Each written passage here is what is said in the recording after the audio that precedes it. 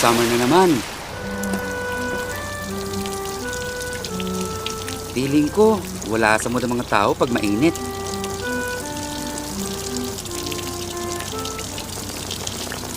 Actually, di naman talaga ganun kainit eh. Mukhang wala naman pong sira. Higpitan ko lang itong wire.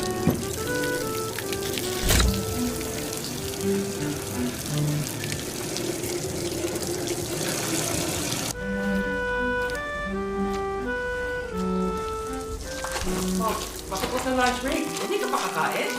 Wala naman akong ginagawa. Pero parang iba talagang effect ng init ng mga tao. Hello, sir. Na po. Kaya nag-grab car ako. Hindi rin madaling magluto pag summer.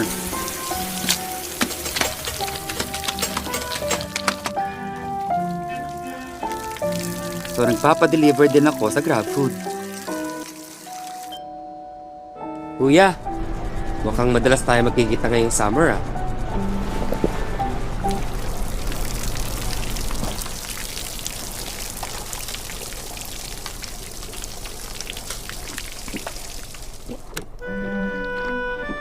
Actually, di naman talaga ganun kainit eh.